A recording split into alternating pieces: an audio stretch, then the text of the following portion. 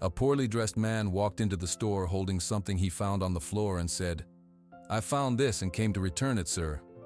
The manager smirked and mocked him in front of everyone. But when the owner noticed what was in the man's hands, his face went pale and the entire store fell into stunned silence. Subscribe to the channel, leave your like, and comment where in the world you're watching from, because now I'm going to tell you everything. The line at Carter's grocery was always long at 5 o'clock. Leo Mendoza pulled his yellow hoodie strings tight and watched the numbers on the cash register blink. The brown paper bag with the loaf of bread felt heavy in his hand. It was the cheap kind, but it was what they could afford. "That's $2.50, sweetie," said the tired-looking cashier Sheila. Leo carefully counted out the coins from his palm. He was 2 quarters short. His cheeks felt warm. "I'm sorry," he mumbled. "I thought I had more." Sheila sighed, a long sound that smelled of coffee and mint. "Just take it. It's fine. It's just bread." "Thank you," Leo whispered, looking at his old sneakers. He knew she was being nice, but it made him feel smaller. He turned to go, wanting to get home before his mom left for her second job. That's when he saw it. A tiny flash of light, like a faraway star, under the bottom shelf near the chewing gum. It was there, then gone. He stopped. Probably just a piece of foil. But something made him kneel down. The linoleum floor was cool against his knees. He reached a hand into the dusty space. His fingers brushed against something smooth and cold. He pulled it out. It was a piece of metal, smaller than a bottle cap, hanging from a broken chain. It was dirty, but he could see details. There was a star in the middle, with leaves around it. It felt heavy for its size. Important. A woman with a full cart nudged past him with a sigh. Leo stood up quickly, clutching the metal in his fist. He looked around the busy store. No one was searching the floor. No one seemed to be missing anything. This belonged to someone, a soldier maybe, someone who was brave. It was not his. His mother's words, simple and clear, played in his head. Asterisk. If it's not yours, you don't keep it. This was not a question. He had to give it back. But who to give it to? Sheila was busy with another customer. His eyes went to the big man in the white shirt near the milk coolers. Mr. Higgins, the manager.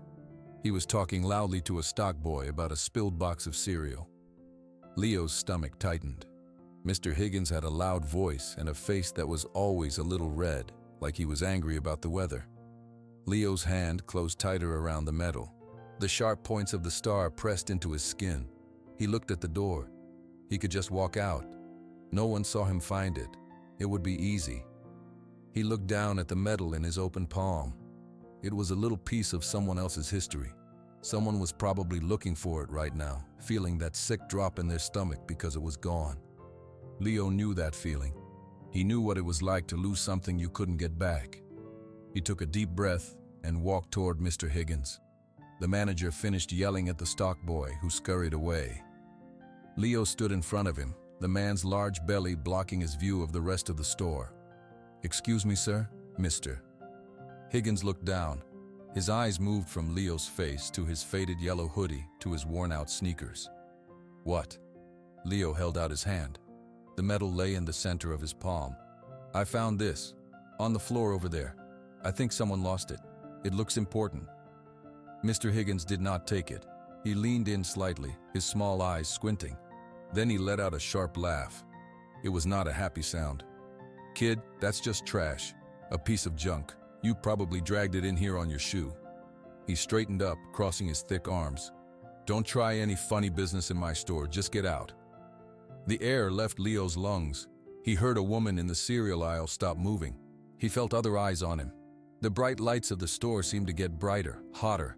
The metal in his hand felt suddenly like a piece of stolen evidence. His face burned. He wanted to pull his hood up and vanish into the yellow fabric, but he didn't move. He just stood there, his arm still outstretched, the small, shiny star offering its silent truth to a man who refused to see it. The mean laugh hung in the air.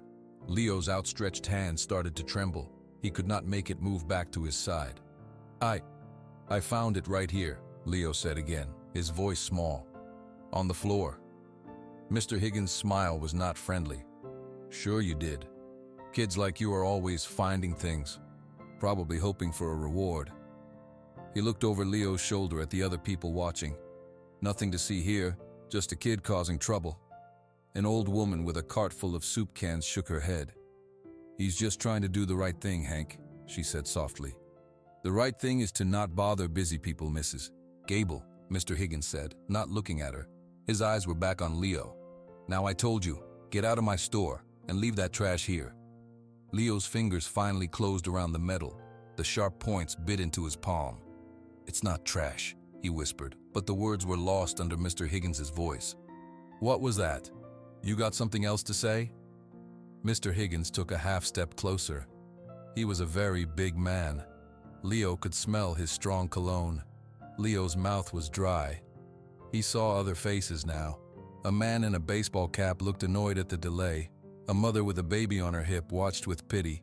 And over by the candy rack, Leo saw a boy from his school, Derek. Derek was smirking, enjoying the show. "I'm not causing trouble," Leo managed to say. He felt a hot sting behind his eyes. He would not cry. He would not. "I just wanted to return it." "Well, consider it returned to the floor where you found it," Mr. Higgins said, his voice booming. "Now beat it, before I call the police and tell them you're stealing." That word hit Leo like a slap. Asterisk stealing asterisk. His mother worked 2 jobs.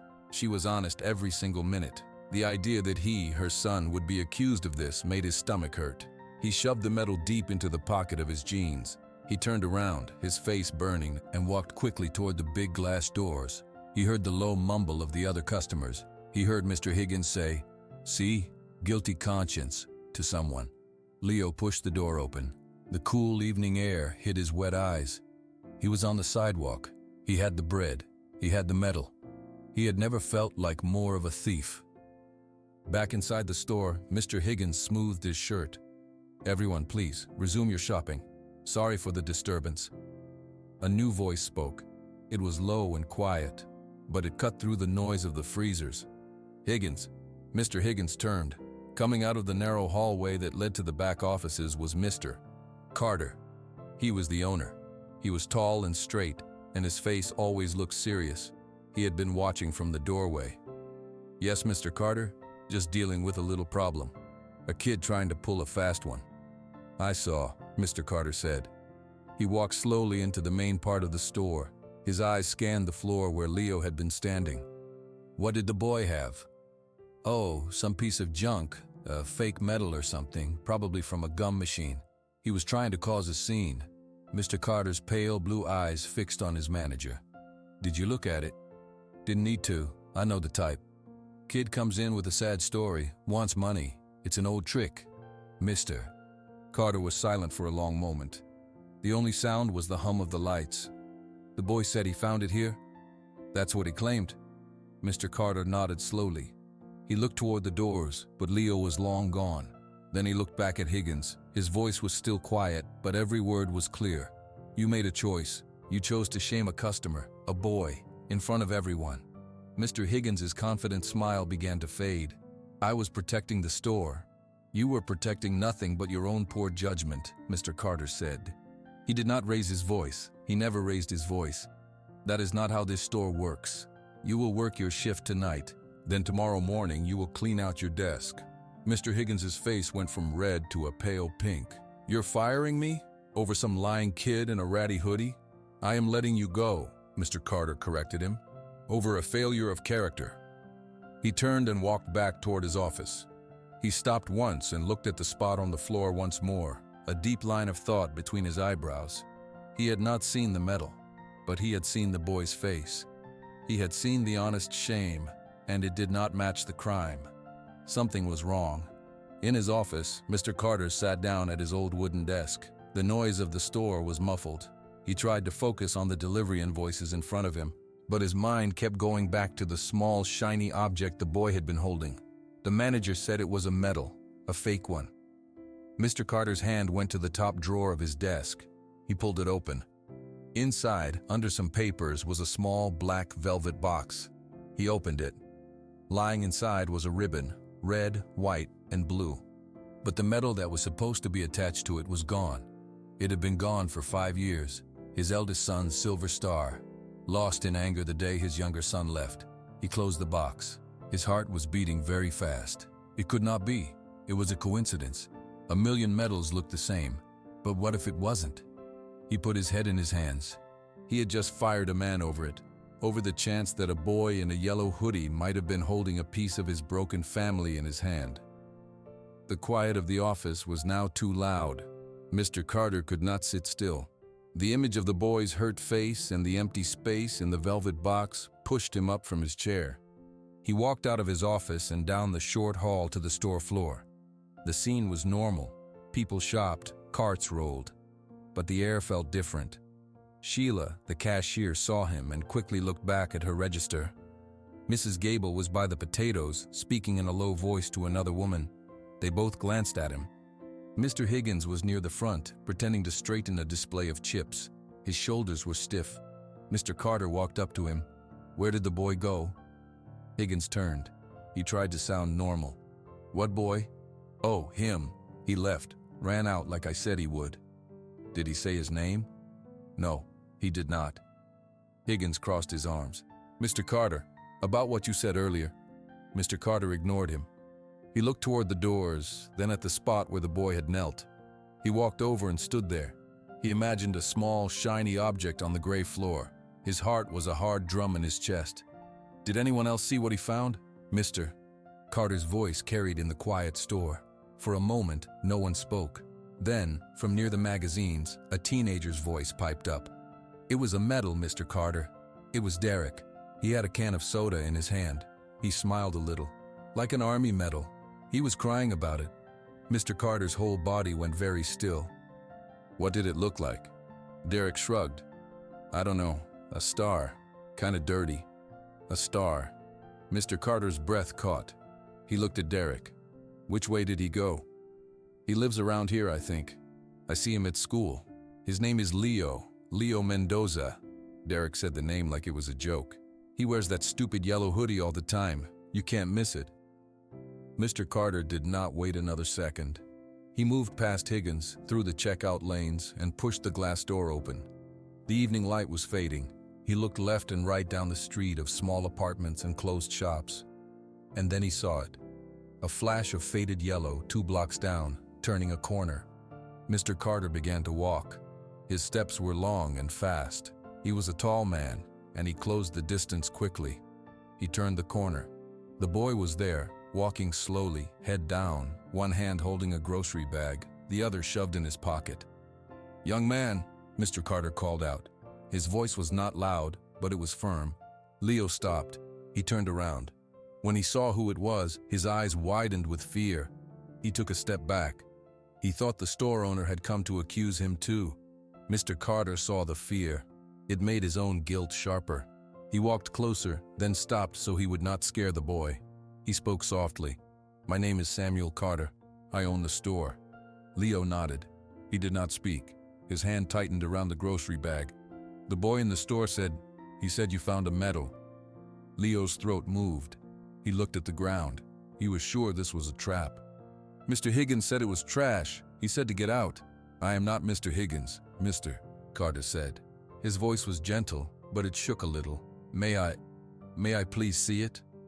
Leo hesitated. He was so tired of being wrong, but the old man's eyes were not angry. They were something else, something urgent and sad. Slowly, Leo pulled his hand from his jeans pocket. He opened his fingers. There, lying on his dirty palm, was the small, tarnished star on its broken chain. Mr. Carter looked down. The world stopped. The sounds of the street, a distant car, a barking dog, faded away. All he could see was the medal. He knew every scratch, every curve. He had held it 1,000 times after Aiden's funeral. He had given it to Caleb. He had watched it fly from his son's hand during their last terrible fight, lost in the tall grass behind the house. His face lost all its color. He reached out a hand, but it trembled badly in the air. He could not speak. Leo watched, confused and scared. "Sir, are you okay?" "With great care, as if taking a baby bird, mister." Carter picked the medal up from Leo's palm. His rough, old fingers closed around it. He held it tight. He brought his other hand up to cover it. He bowed his head. A single, heavy tear escaped from his closed eyes. It rolled down the deep line of his cheek and vanished into his white stubble. He stood there on the sidewalk, a tall, stern man crying silently over a piece of metal. Leo did not know what to do. "I'm sorry," he whispered. Mr. Carter shook his head. He looked up. His pale blue eyes were wet and full of a pain so deep Leo had to look away. "No," Mr. Carter said, his voice cracking. "No, thank you, Leo." He knew his name. Leo looked back surprised. "This," Mr. Carter said, holding up the clenched fist that held the metal. "This belonged to my son Aiden. He is gone. I lost this. I thought it was gone forever." He took a shaky breath. "You brought it back to me." He reached out and put his free hand on Leo's thin shoulder. The weight of it was firm and warm. "You did a good thing, a very good thing. I am sorry for what happened in my store. That was wrong." Leo felt the sting in his own eyes again, but this time it was different. It was not from shame. He just nodded, unable to find any words. Mr. Carter took his hand from Leo's shoulder. He looked at the metal in his hand again, then back at the boy in the yellow hoodie. "You should go home to your mother. It is getting dark." Leo nodded again. He took a step back, then turned and began to walk. Mr. Carter stood on the sidewalk and watched the yellow hoodie until it disappeared. He looked down at his hand. He opened his fingers. The silver star shone in the last light of the day. It was not just a memory anymore. It was a sign. It was a second chance. And he knew, with a certainty that shook him, what he had to do next. The next morning, Leo pulled his yellow hoodie over his head. He looked at himself in the mirror.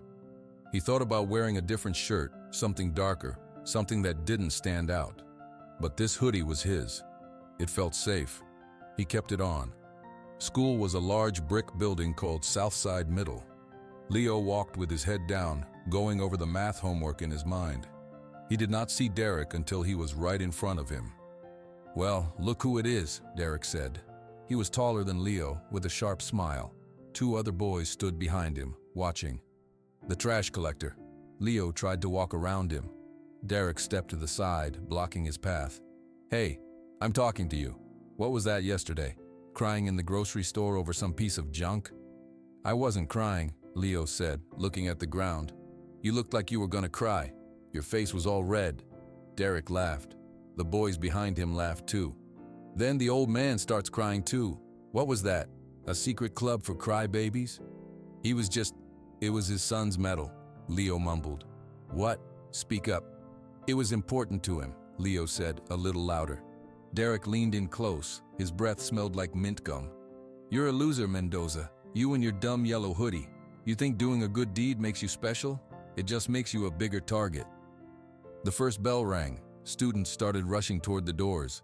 "See you around, trash boy," Derek said. He shoved Leo's shoulder as he walked past. It wasn't hard, but it made Leo stumble. All morning, Leo felt eyes on him. In science class, he heard whispering. "That's him." Derek said he got yelled at for stealing. No, he was crying.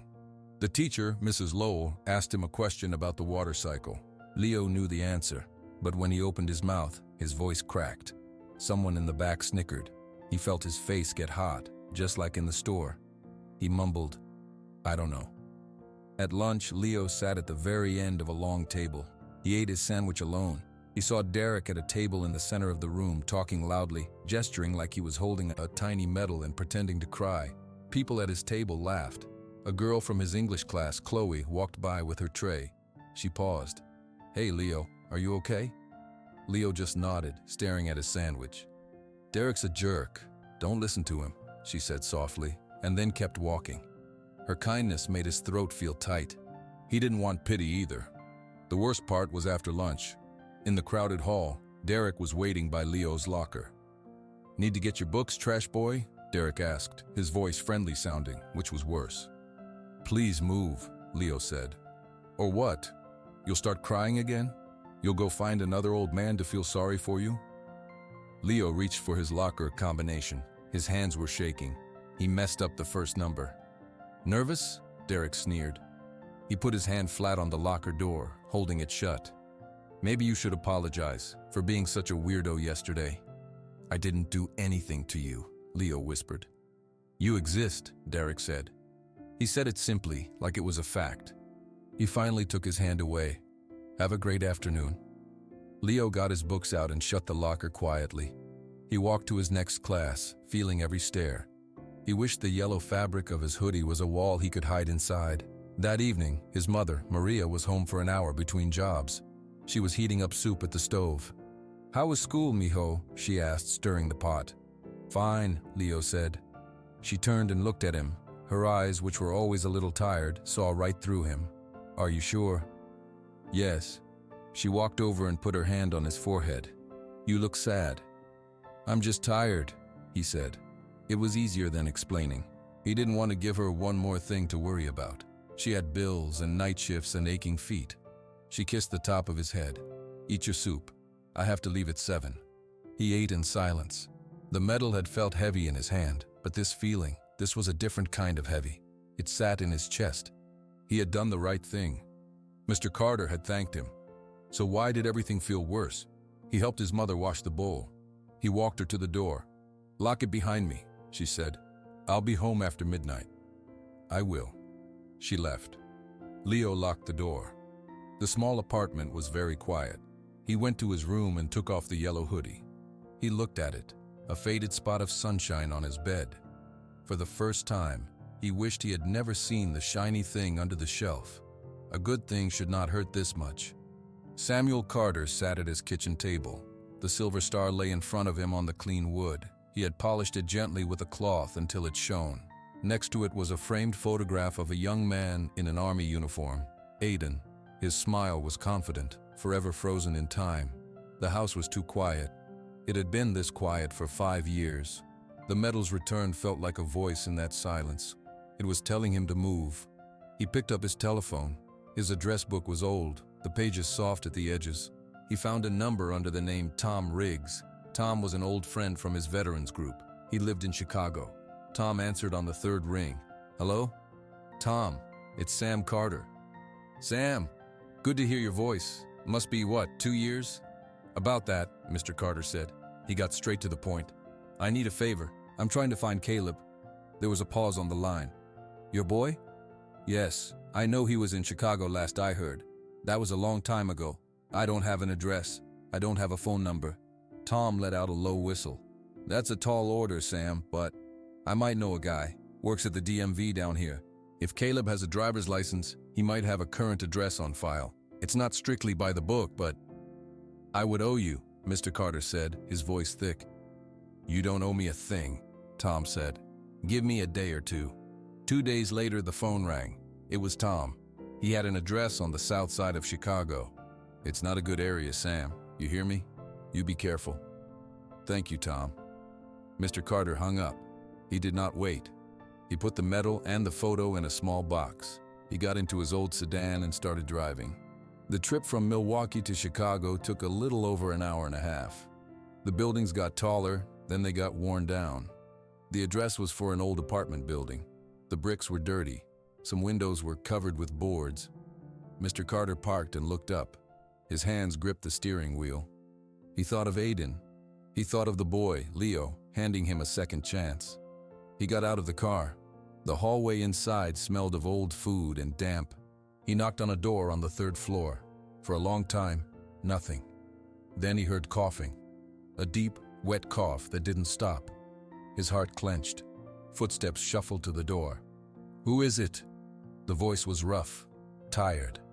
It was also his son's voice. Caleb, it's your father. Another silence, longer than the first. The lock turned. The door opened a few inches. Caleb stood there. He was so thin. His face was pale, his cheekbones sharp. He wore a stained t-shirt and his hair was too long. He stared, his eyes dark with surprise and something else, anger. What are you doing here? Caleb asked. He started to cough again, turning his head away, his body shaking with the effort. I came to find you, Mr. Carter said. He could not take his eyes off his son's sickly frame. Well, you found me. Congrats. Caleb leaned against the door frame, trying to look casual, but he looked exhausted. You can go now. You're sick. I'm fine. You are not fine, mister, Carter said, his voice firmer than he meant it to be. You need a doctor." Caleb laughed, which started another cough. "Since when do you care? You didn't care 5 years ago." "That's not true." It felt true. Caleb looked at him, really looked at him. "Why now?" Mr. Carter reached into his coat pocket. He pulled out the small box. He opened it. The silver star gleamed against the dark velvet. Caleb's eyes locked onto it. All the color drained from his face, just like his father's had on the sidewalk. Where did you get that?" "A boy found it. In the store. He brought it back." Mr. Carter's voice softened. "It's a sign, Caleb. I lost this. I lost you. I can't fix the past. But I can drive you home. Please, let me take you home." Caleb looked from the metal to his father's face. He saw the tears held back in the old man's eyes. He looked back into his lonely, dark apartment. He was so tired. The cough hurt his chest all the time. He closed his eyes for a moment. "I'm not going back to fight with you." "We don't have to fight," Mr. Carter said. It was almost a plea. Caleb gave a single, slow nod. "Let me get my coat." Later that evening, Leo was taking a long walk. He was trying to walk off the heavy feeling from school. He found himself on the older, tree-lined street where Mr. Carter lived. He saw the old sedan parked in the driveway of a small blue house. As he passed, he heard raised voices on the porch. "I said I don't need you hovering." It was a young man's voice, sharp with anger, followed by a fit of coughing. "I am not hovering. I am asking you to take the medicine." "Mister." Carter's voice strained in trying to stay calm. Leo stopped, hidden by a large tree. He saw Mr. Carter standing tall and a thin, sick-looking young man sitting in a porch chair, wrapped in a blanket. They were glaring at each other, but the worry on Mr. Carter's face was clear even from a distance. This was the son, the one the medal belonged to. Leo felt a strange pull in his chest. He understood that feeling of being lost and angry. He turned and walked away quickly, but the image of the two men, connected by pain and a shiny star, stayed in his mind. The argument on the porch stuck in Leo's head. He walked to school the next day thinking about the sick young man's cough and the tired sound of Mr. Carter's voice. He wondered if they had made up, or if they were still fighting. He did not have to wonder long about his own problems. Derek was waiting for him at the school gate. "Late again, Mendoza?" Derek said, falling into step beside him. His friends were not with him. That was sometimes worse. "I'm not late," Leo said, keeping his eyes forward. "You're always late to everything. Late to being cool. Late to having a dad." Derek's voice was a low, mean whisper. "Your mom even home? Or is she always working?" Leo stopped walking. He felt a hot flash in his chest. He bit the inside of his cheek. "Leave my mom alone." "Or what?" Derek grinned. "You gonna tell your new grandpa, the crying old man from the store?" Leo turned and walked away, faster. He heard Derek laugh behind him. The whole school day felt like a trap. Leo jumped at slamming lockers. He flinched when a teacher called his name. By the final bell, his nerves were tight wires. He decided to take the long way home, the one that went behind the shops, just to be alone. He was in the alley behind the hardware store, 2 blocks from Carter's grocery, when he heard the fast footsteps. "Thought you could avoid us." Derek's voice echoed off the brick walls. He was there, with 2 other boys. They spread out, blocking the way forward and the way back. Leo's backpack felt heavy. He pressed his back against the cool wall. "I don't have anything." "We'll see," said one of the other boys, a tall kid named Marcus. Derek stepped close. "Empty your pockets." "I just have my house key." "Do it." Leo, hands shaking, pulled out his key and a crumpled dollar bill. He held them out. Derek smacked his hand. The key and the dollar fell to the dirty ground. "Now the backpack. Let's see what treasures you've got." "No," Leo said, clutching the straps. It had his school books. His mom had worked extra to buy them. "I said give it." Derek grabbed for the backpack. Leo twisted away. Derek shoved him hard. Leo's shoulder hit the brick wall. A jolt of pain shot down his arm. He slid down to the ground. Derek leaned over to yank the backpack. Leo held on. A car engine sounded at the end of the alley. Headlights flipped on, bright in the dim light. The boys froze. An old sedan pulled slowly into the alley entrance and stopped. The driver's door opened. Mr. Carter got out. He did not say a word. He stood by his car, a tall, solid shape against the light. He just looked at them. Crap, Marcus whispered. It's that old guy. Derek let go of Leo's backpack. He tried to smile. We were just messing around, sir. Mr. Carter took one step forward. His face was like stone. Leave, he said. It was not a shout. It was a low, cold command. The three boys did not wait. They turned and ran down the alley, their footsteps slapping until they faded. Mr. Carter walked over to Leo. He knelt down, his knees cracking. Are you hurt? Leo shook his head. He was breathing fast. He picked up his key and the dollar bill from the ground. Can you stand? Leo nodded. He got to his feet, his legs wobbly. He brushed dirt off his yellow hoodie. Get in the car, Mr. Carter said. I will drive you home. Leo did not argue. He got into the passenger seat. The car smelled of coffee and clean leather. It was very quiet. Mr. Carter pulled out of the alley and onto the street. Who were those boys? Mr. Carter asked after a minute. Just guys from school. Does this happen often? Leo shrugged. He looked out the window. Sometimes. Where is your mother? She's at work. She works 2 jobs, at the hospital and at a diner. She gets home after midnight. Mr. Carter's hands tightened on the steering wheel. And your father? He's gone, Leo said. He said it flatly, like it was just a fact, like saying the sky was blue. Mr. Carter was silent for a long time. Where do you go after school? Home, mostly. Alone? Yes. Mr. Carter turned onto Leo's street. He pulled up in front of the small apartment building. He turned off the engine. He looked at Leo. I have a proposition for you. My store needs help, sweeping, organizing the stockroom. It is not hard work. I could pay you a little. You would have a place to go after school, a safe place. Leo stared at him. A job? A small job, a few hours. It would keep you out of alleys. Mr. Carter's voice was gruff, but his eyes were kind. You can think about it. Leo did not need to think. He thought of the quiet store. He thought of being somewhere Derek would not follow. He thought of earning money to help his mom. He nodded. Okay, yes, thank you. Good, Mr. Carter said. He almost smiled, but it was more like a twitch at the corner of his mouth. Come tomorrow after school. We will start then. Leo got out of the car. Thank you, Mr. Carter, for stopping them. Mr. Carter nodded. Go inside. Lock your door. Leo watched the old sedan drive away. For the first time in a long time, the heavy feeling in his chest felt a little lighter. He had a place to be tomorrow. The back room of Carter's grocery was cool and smelled of cardboard and old wood. Leo stood just inside the door, his yellow hoodie seeming extra bright in the dim light. Mr. Carter pointed to a corner. The broom is there. Start by sweeping this room. Then these boxes need to be moved against that wall. Can you do that? Yes, sir, Leo said. Good. I will be in the office if you need anything. Mr. Carter turned to go, then paused. Do not call me sir. Mr. Carter is fine. Okay, Mr. Carter. Leo picked up the broom. He started to sweep. The soft sound of bristles on the concrete floor was peaceful. He could hear the faint noise of the store's customers through the wall, but it felt far away. No one was watching him. No one was whispering. He had been working for maybe 20 minutes when he heard a shuffling sound from behind a tall stack of boxes.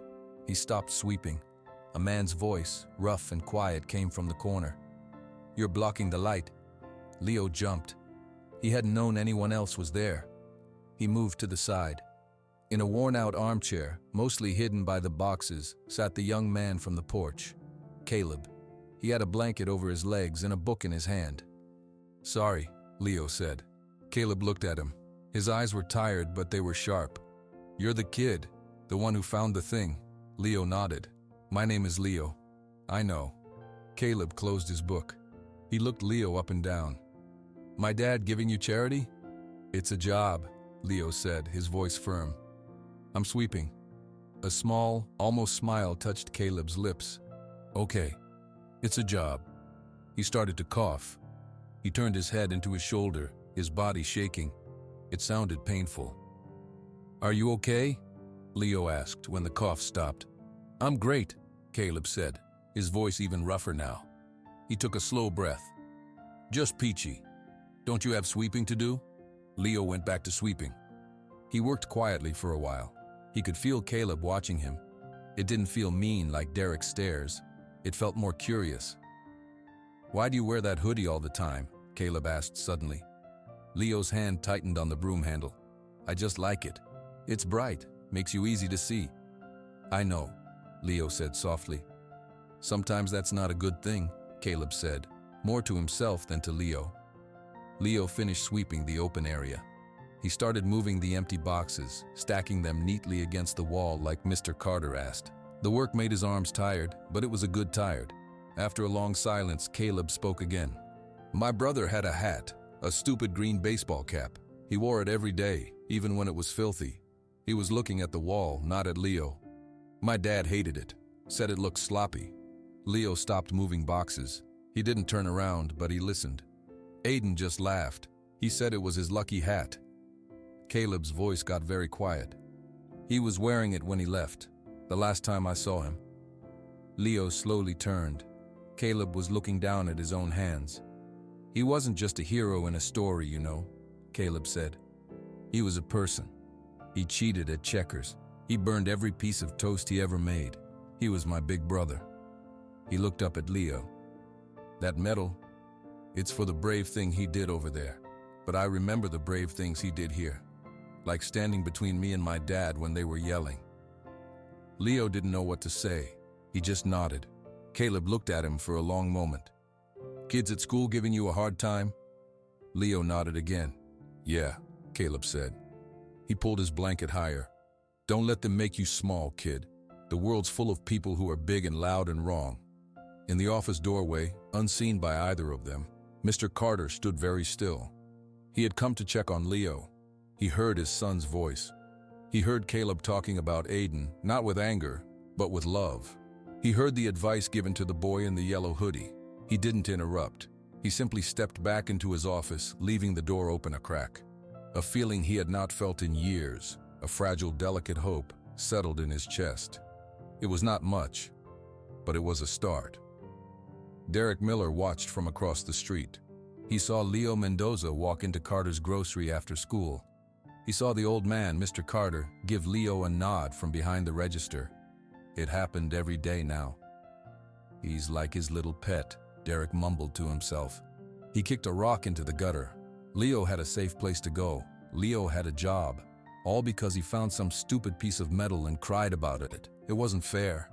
At home, Derek's father was yelling about the bills. His mother told him to keep his brother quiet. The house was loud and tight. The grocery store looked quiet and calm. It made Derek angry in a way he couldn't name. The next day at school, he tried to get a rise out of Leo. "How's your babysitting job, Mendoza? You get a snack and a nap time?" Leo just kept walking toward his locker. He didn't look scared anymore. He looked busy, like Derek was a fly to be ignored. That made the anger worse. Late that night, Derek couldn't sleep. The anger was a hot rock in his stomach. He got out of bed. He pulled on a dark sweatshirt. He didn't have a plan. He just walked. His feet took him to Carter's grocery. The street was empty. The sign was dark. He stood in the shadows, looking at the building. He thought about the quiet inside. He thought about Mr. Carter's stern face. He thought about Leo feeling safe here. He picked up an empty glass bottle from the ground. Without thinking much, he threw it at the store's big front window. The sound was terrible. A loud crack and a spider web of broken glass spread across the window. The noise scared him, but it also felt good. A surge of power rushed through him. He looked around. No one came. He walked closer. There was a hole in the glass big enough to reach through. He unlocked the door from the inside and slipped into the dark store. It was silent and shadowy. The streetlights outside made strange shapes on the floor. Derek's heart pounded. He felt a wild excitement. He knocked a display of canned beans over. The cans clattered and rolled everywhere. He smiled. He went behind the main counter. He saw the door to the office was open. He walked in. Mr. Carter's desk was neat. A ledger book was open, and there on the wall was a small wooden frame. In the frame, on a piece of dark velvet, was the medal, the silver star. It shone in the dim light coming through the blinds. Derek stared at it. This was the thing that started it all. This stupid shiny star made Leo special. It made the old man cry. It got Leo a job and made Derek feel invisible. He reached out. He took the frame off the wall. He looked at the metal behind the glass. It was just a piece of metal. It wasn't special. He hated it. He threw the frame on the ground. The glass shattered with a satisfying crash. He knelt down. He picked the metal out of the broken glass and velvet. He held it in his hand. It was cold. He put it in the pocket of his jeans. He left the office. He knocked over a rack of potato chips on his way out. He slipped back out the broken front door and ran into the night. The next morning, Mr. Carter arrived early, as he always did. He saw the broken window immediately. His old body went stiff. He called the police from his cell phone. Then, with a heavy heart, he unlocked the door and went inside. He saw the cans everywhere. He saw the smashed chip rack. His jaw tightened. Vandalism. He could clean that. He walked to his office to call his insurance company. He stopped in the doorway. The empty space on the wall, the shattered glass on the floor, the velvet rectangle, empty. The breath left his lungs. He stumbled forward and fell to his knees. His hands hovered over the broken frame. He could not touch it. He could only stare at the empty spot where the star had been. Caleb came in a little while later, drawn by the police car outside. He found his father still on the floor of the office. "Dad?" Mr. Carter looked up. His face was ashen, old. He pointed a trembling finger at the wall. Caleb saw. He saw the broken glass. He saw the empty space. His hand went to his own chest as if he'd been punched. "No," he whispered. The police officer, a young woman, asked questions. Mr. Carter answered in a monotone. Yes, the window was broken. Yes, things were knocked over. The only thing of real value taken was a military medal, a silver star. "Sentimental value," Mr. Carter said, the words hollow. "We'll file a report, sir," the officer said. "But without fingerprints or witnesses, it's hard to say." Leo arrived for work just after the police car left. He saw the broken window. His stomach dropped. He hurried inside. He found Mr. Carter slowly sweeping up glass in the office. Caleb sat in the desk chair, his head in his hands. The sadness in the room was a physical thing, thick and cold. "What happened?" Leo asked. "Someone broke in," Mr. Carter said, not looking up. "They made a mess." He paused. The broom stopped. "They took the medal." Leo felt the words like ice water. He looked at Caleb's slumped shoulders. He looked at Mr. Carter's defeated back. The shiny thing he had found, the thing that had started to fix this broken family, was gone. And in his mind, clear as day, he saw Derek's sneering face. He knew. A sick certainty settled in his gut. He knew exactly who had done it, but saying it out loud meant facing Derek, and the fear was a cage around his lungs. For 2 days, the broken window was boarded up. The store felt wounded. Mr. Carter moved slowly. Caleb's cough sounded worse, as if the sadness had made his lungs heavier. Leo did his chores in silence. Every time he saw Mr. Carter stare at the empty spot on the wall, his gut twisted. Every time Caleb had a coughing fit and then just looked out the window, Leo felt a hot coil of anger tighten inside him. It wasn't fair. They were finally starting to talk. Now this, he knew. He saw Derek at school. Derek didn't brag. He didn't even look at Leo. He just walked around with a tight, closed-off look on his face. He looked the way Leo felt when he was trying not to cry. But Derek's eyes were angry, not sad. After school on the second day, Leo didn't go straight to the grocery store. His feet felt like they were made of stone. He stood by his locker, his forehead resting against the cool metal. He thought about Mr. Carter's tear on the sidewalk. He thought about Caleb's stories of his brother. He thought about the safe feeling of the stockroom. Then he thought about Derek's shove against the brick wall, the mean laugh in the grocery aisle. The fear was a cold hand around his throat. If he told, Derek would make his life hell, maybe hurt him worse. But if he didn't tell, Mr. Carter and Caleb would carry that empty space forever. The metal had brought Caleb home. Now it was gone, and it was taking their hope with it. Leo lifted his head. He took a deep, shaky breath. He didn't have to tell an adult. He didn't have to make a big scene. He just had to talk to Derek, one-on-one. He found him at the far end of the football field near the woods. Derek was alone, throwing rocks at a tree. Leo walked up. He stopped a few feet away. His heart was pounding so hard he could hear it in his ears. Derek turned. His eyes narrowed. "What do you want, Mendoza? Come to cry about something else?" Leo's mouth was dry. He swallowed. He kept his voice low and calm. I know you took it. Derek froze. The rock dropped from his hand. Took what? The medal, from Mr. Carter's office. You broke the window and you took it. For a second, Derek looked scared. Then the angry mask snapped back.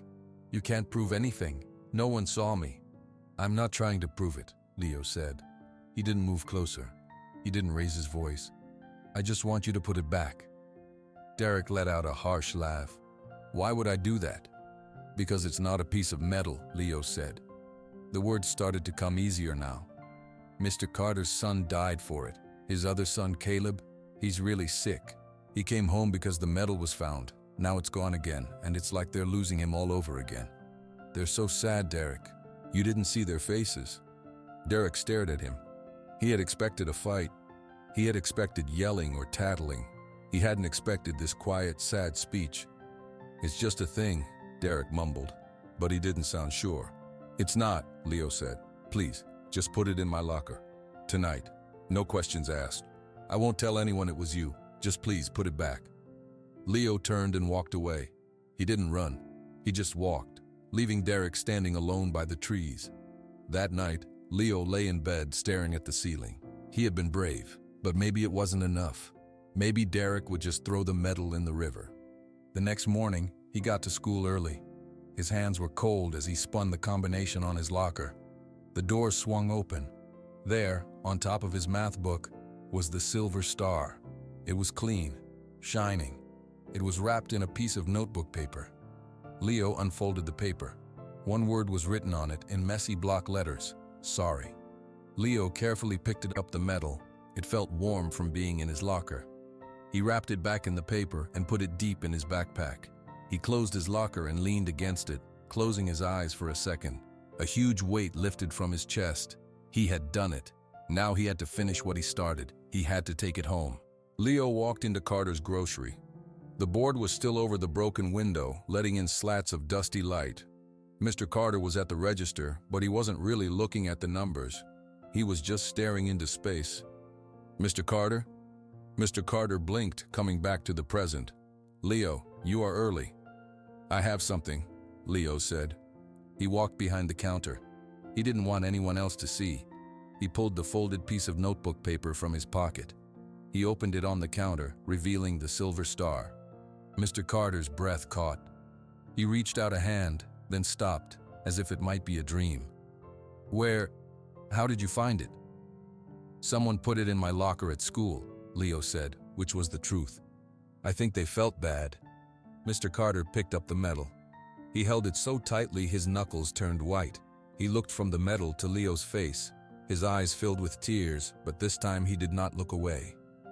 You did this, he whispered. It wasn't a question. Leo shrugged. I just asked for it back. From the doorway to the back room, a voice spoke. You asked who?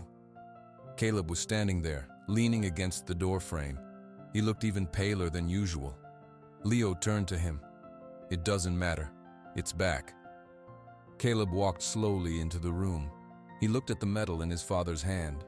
He looked at Leo's serious, determined face. Something in his own stubborn expression seemed to crack. You stood up to someone, Caleb said quietly. For us. Leo didn't deny it. He just nodded. Caleb turned to his father. Samuel Carter was still staring at the medal, his shoulders shaking with silent emotion. Dad, Caleb said. The word was rough but clear. Mr. Carter looked up. I'm scared, Caleb said. His voice broke. I'm scared of this cough. I'm scared of being weak. I'm scared you'll look at me and just see what I'm not. Mr. Carter put the medal down carefully on the counter. He took 2 steps and stood in front of his son. Caleb, he said, his own voice thick. I look at you and I see my son. I see the boy who drew pictures on every scrap of paper. I see the young man I was too proud to understand. I see the only part of your brother I have left. He put his hands on Caleb's thin shoulders. I am sorry. I am so sorry I let you go. Caleb's face crumpled. A sob escaped him, followed by a racking cough. Instead of pulling away, Mr. Carter did something he hadn't done in many, many years. He pulled his son into a hug. He held him tightly, while Caleb cried and coughed into his shoulder. Leo stood quietly, his own eyes stinging. He felt like he should leave, but he was rooted to the spot. After a long minute, they pulled apart. Caleb wiped his face with his sleeve. "I'll go to the doctor," he said. "Tomorrow." "I will drive you," Mr. Carter said. Caleb nodded. Then he looked over at Leo. "Thank you, kid." Mr. Carter looked at Leo too. He saw the boy in the yellow hoodie who had returned more than a medal. He had returned a father to his son. "Your mother," Mr. Carter said. "She works 2 jobs?" "Yes," Leo said. "I would like to help, not charity," he added quickly, seeing Leo's face. "A thank you. You have given me my family back. Let me help with the bill or 2, so you can just be a boy. So you can come here after school because you want to, not because you need a safe place." Leo thought about his mother's tired eyes. He thought about the way she counted dollars at the kitchen table. A little help would mean she could breathe. It would mean she could be home sometimes. "She might say no," Leo said. "Then I will have to be very persuasive," Mr. Carter said. For the first time Leo could remember, a real, gentle smile touched the old man's face. Later, Leo sat in the stockroom with Caleb. The medal was back in its frame, sitting on Mr. Carter's desk. The board would come off the window soon. "You're okay, kid," Caleb said, not looking up from the book he was pretending to read. Leo pulled his yellow hoodie around him. It didn't feel like something to hide in anymore. It just felt like his. "You're okay too," he said. And for the first time, it felt true for both of them. The shiny thing had found its way home, and in doing so, it had given all of them a new one.